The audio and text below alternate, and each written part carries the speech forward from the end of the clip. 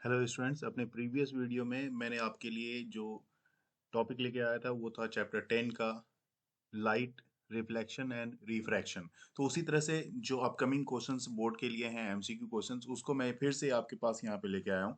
लेकिन ये चैप्टर 11 का है, जैसा आप देख रहे हो यहाँ पे, human I and colourful world. ठीक है, तो आप यहाँ पे देखो, फर्स्ट क्वेश्चन जो एमसीक्यू का है, the image formed on the retina of human I. Human आई के रेटिना पे जो इमेज फॉर्म होती है वो किस तरह की इमेज बनती है, यहाँ पे आपको बताना है। ऑप्शन आपके पास दिया हुआ है, देख सकते हो आप यहाँ पे। ऑप्शन है virtual and erect, option B है real and inverted, option C है virtual and inverted, and option D है रियल एंड इरेक्ट। तो इस चारों में से देखिए, रेटिना एक तरह से रेटिना पे ही सारी जो भी इमेज बनती है जिसको कि आपको वो ट्रांसमिट करता है इंफॉर्मेशन फिर ब्रेन को। तो यहाँ पे आपके पास जो ऑप्शन होगा, इसका ऑप्शन आपके पास होगा, आपको भी पता है, बी ऑप्शन होगा, रियल एंड इन्वर्टेड इमेज बनती है। ठीक है, नेक्स्ट क्वेश्चन में आते हैं। नेक्स्ट क्वेश्चन आपके पास है, the change in the focal length of human eye is cause due to. ये कभी कभी ऐसा होता है कि आप जब एज ज़्यादा हो जाती है तो वहाँ पे आपकी जो फोकल लेंथ है ह्यूमन आई की, जो नेचुरल आई आई आपकी आई लेंस है, उसकी फोकल लेंथ में थोड़ी चेंजेस आ जाती है। तो वो चेंज किस कारण से होता है वो यहाँ पे आपको बताना है। तो एकोमोडेशन पावर, आपने वो वर्ड आपने देखा होगा, बुक में आपके पास लिखी हुई है, एकोमोडेशन पावर, जिसके कारण कि वो एकोमोडेट करता है, फोकस को एडजस्ट करता है। ये सिर्फ आपके नेचुरल आई लेंस में ही ये कैपेसिटी है कि उसके फोकस को कम या ज़्यादा कर सकता है। लेकिन अगर उसमें किसी तरह की डिफेक्ट हो जाती है तो उसके लिए रिस्पॉन्सिबल होता है आपका सीलियरली मसल्स। ठीक है, तो ये आपका ऑप्शन ए इसका राइट आंसर होगा। नेक्स्ट क्वेश्चन मैं यहाँ पे आपको दिखाता हूँ, क्वेश्चन नंबर 3, आप स्क्रीन पे देख सकते हो। The least distance of distinct vision for a young adult and with normal vision. तो लीस्ट डिस्टेंस जो होती है जहां तक कि कोई भी आदमी बिल्कुल आराम से उस डिस्टेंस तक की चीजों को कंफर्टेबली देख सकता हो। ठीक है, तो वो है आपका, देखो 25 मीटर काफी ज्यादा है, ये नहीं होगा, 20 मीटर नहीं है। एंड 25 सेंटीमीटर ज्यादातर आप वहां पे यूज भी करते हो इसको। तो 25 सेंटीमीटर एक राइट आंसर है। नेक्स्ट क्वेश्चन में आते हैं, क्वेश्चन नंबर आपके पास है यहाँ पे, देख सकते हो, question number 4, the persistence of the vision for normal eye. क्या होती है नॉर्मल आई की जो परसिस्टेंस ऑफ विजन होती है, वो क्या होती है, यहाँ पे ये आपको बताना है। तो ये आपको याद रखना होगा। ये आपका होता है, मैं यहाँ पे बता दूं, आपका होता है 1/16 ऑफ ए सेकेंड। क्योंकि आप किसी भी चीज को जब आप देखते हो ना, तो वो आपकी आंखों पे उसकी इमेज इतने सेकेंड के लिए बनी रह जाती है, तुरंत वो खत्म नहीं होती। तो 1/16 ऑफ सेकेंड के लिए वो आपकी आंखों पे रहती है। ठीक है, तो आपका फर्स्ट, सेकंड और सेकंड ऑप्शन सही है, फर्स्ट, थर्ड और फोर्थ ऑप्शन आपका सही नहीं है। नेक्स्ट क्वेश्चन आप देख सकते हो, क्वेश्चन नंबर 5, जिसमें the light sensitive sales present on retina is sensitive to intensity of light। देखिए, दो तरह के सेल्स होते हैं वहां पे, जो आपकी रेटिना के पास देखने को मिलती है। लेकिन यहाँ पे क्वेश्चन में आपको ध्यान रखना होगा, पूछा गया है लाइट की इंटेंसिटी के बारे में, इंटेंसिटी ऑफ लाइट के बारे में पूछा गया है। एक और भी पूछा जा सकता था कि कलर के बारे में पूछा जा सकता था। लेकिन अभी यहाँ पे किसके बारे में पूछा गया है, लाइट के बारे में पूछा गया है, इंटेंसिटी ऑफ लाइट के बारे में पूछा गया है। तो इसका ऑप्शन होगा रॉड्स, क्योंकि कौन जो है वो कलर के बारे में बताता है, ध्यान रखना, ये कलर के बारे में बताता है। यहाँ पे इंटेंसिटी ऑफ लाइट के बारे में कौन बताएगा, रॉड बताएगा। नेक्स्ट क्वेश्चन, क्वेश्चन नंबर 6 आप देख सकते हो, the phenomenon of light responsible for working of the human I. The phenomenon of light responsible for the working of the human आई। तो ये किस तरह से काम करता है, ये आप क्वेश्चन नंबर 6 में आप देख के बता सकते हो। तो ये चूंकि आई में क्या होता है, आई में आपका लेंस होता है ना। तो लेंस से जो लाइट होती है ना, वो लाइट रिफ्रैक्ट होती है। क्या होती है वो लाइट, रिफ्रैक्ट होती है, एक मीडियम से दूसरे मीडियम में जा रही तो रिफ्रैक्ट होती है। तो वो रिफ्रैक्शन पे काम करता है, रिफ्लेक्शन पे नहीं। रिफ्लेक्शन मिरर होता तो रिफ्लेक्शन पे काम करता है, लेकिन हमारा लेंस मिरर तो है नहीं। हमारा लेंस, आई लेंस क्या है, वो लेंस है एक, वो भी कॉन्वेक्स लेंस है। ठीक है, ओके। नेक्स्ट क्वेश्चन है आपका, which of the following colours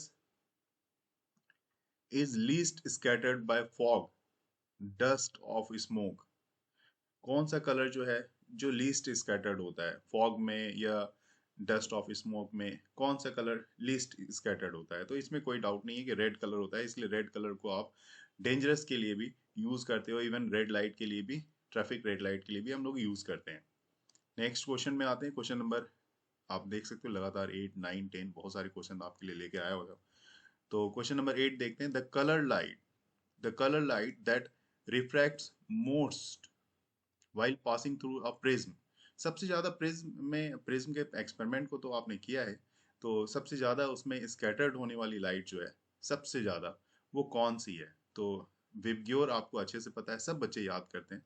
तो विबग्योर, ये कलर से आपको देख के पता चल रहा है कि कौन सी लाइट सबसे ज्यादा स्कैटर्ड होगी। ठीक है, तो क्वेश्चन नंबर 8 का जो आंसर है आपका वायलेट।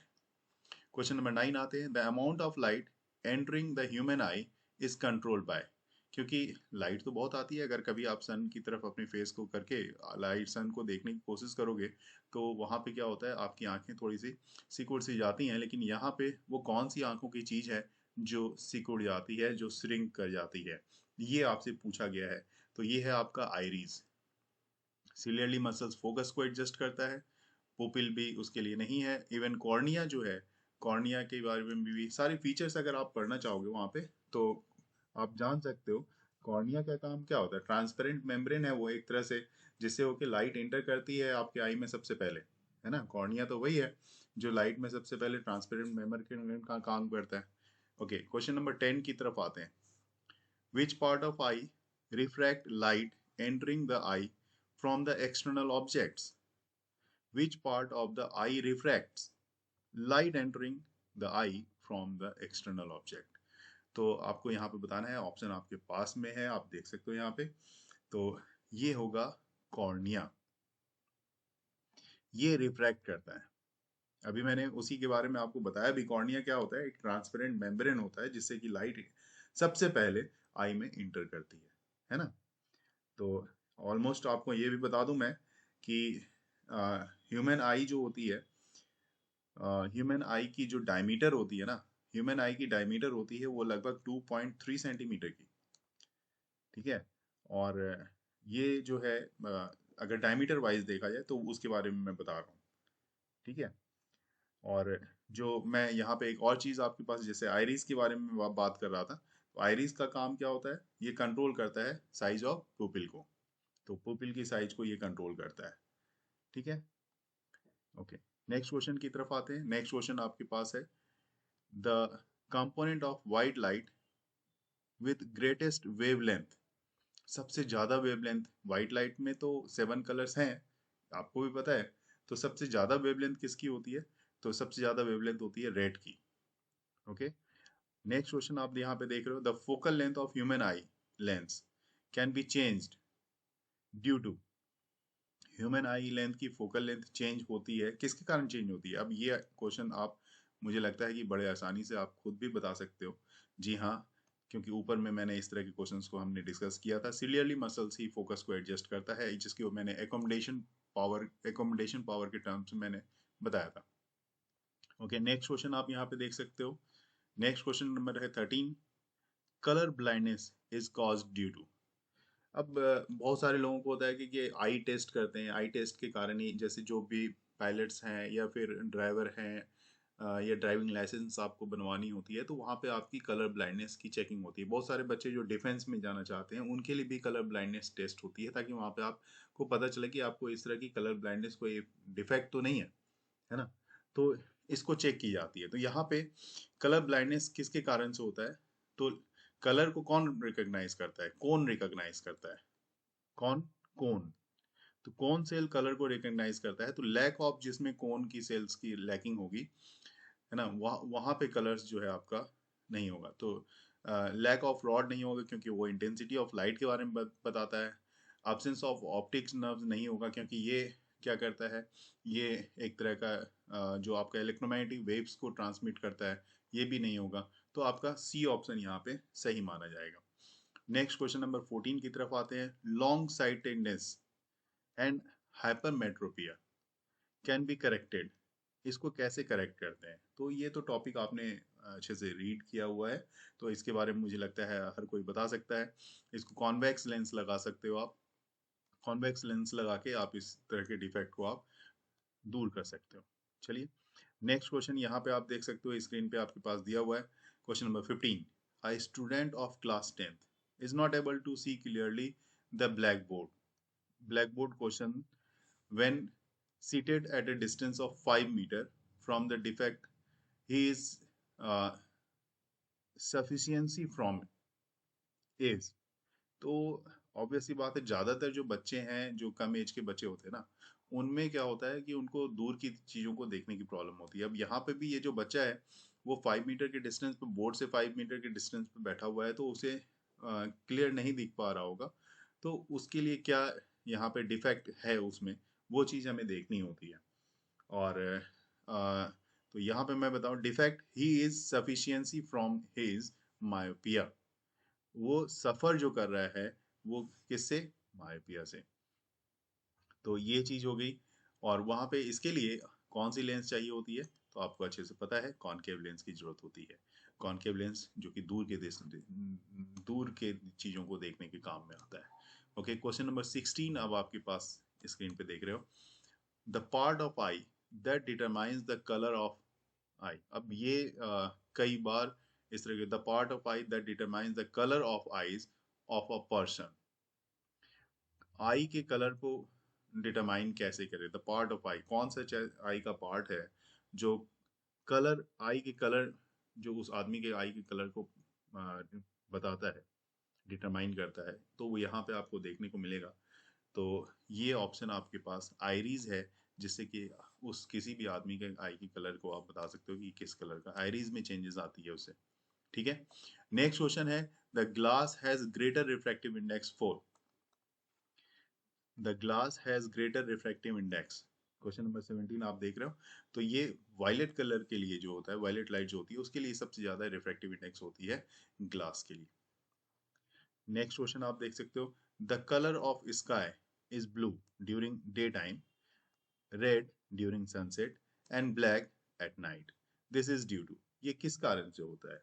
तो ये देखिए, ऐसे केस में स्कैटरिंग भी होती है, स्मॉल पार्टिकल्स प्रेजेंट भी होते हैं एटमॉस्फेयर में, क्योंकि स्कैटरिंग उसी से होती है। और एटमॉस्फेरिक रिफ्रैक्शन रात में होता है, जिसमें जो स्टार है ट्विंकलिंग करता हुआ। तो ऑल ऑफ द अबव ये सही आंसर होगा। क्वेश्चन नंबर 19 की तरफ आ रहे हैं। क्वेश्चन नंबर 19 देख सकते हो आप यहाँ पे, the I defect represent by the figure. अब यहाँ पे इसकी इमेज कहाँ बन रही है, इसकी इमेज आपकी रेटिना पे नहीं बन पा रही, नहीं बन पा रही ना। तो किसमें, जब रेटिना पे नहीं बन पा रही, तो ये आदमी तो क्लियर देख नहीं सकता, है ना। तो ऐसे केस में इसमें क्या लगा होगा, डिफेक्ट कौन सी होगी, मायोपिया की डिफेक्ट होगी। और क्वेश्चन नंबर 20, ये लास्ट क्वेश्चन है इस चैप्टर का आज का, मैं देख रहा हूँ। The following illustration represents the, क्या बताता है। एक्चुअली में ये एक सिंपल माइक्रोस्कोप का है, तो आप आगे चल के देखोगे। लेकिन वर्किंग ऑफ सिंपल माइक्रोस्कोप यहाँ पे ऑप्शन भी दिया हुआ है, correction of the I defect भी दिया हुआ है ना। तो मैंने पहले ही बता दिया ये आपके लिए किसके लिए है, तो ये आपके लिए वर्किंग ऑफ सिंपल माइक्रोस्कोप के लिए होगा। तो इस तरह से 20 क्वेश्चंस जो कि बोर्ड के पॉइंट ऑफ व्यू से जितने इंपॉर्टेंट क्वेश्चंस थे, मैंने यहाँ पे आपको डेमोन्स्ट्रेट कर दिया है। होपफुली आपको काफ़ी हेल्प मिलेगा। Thank you.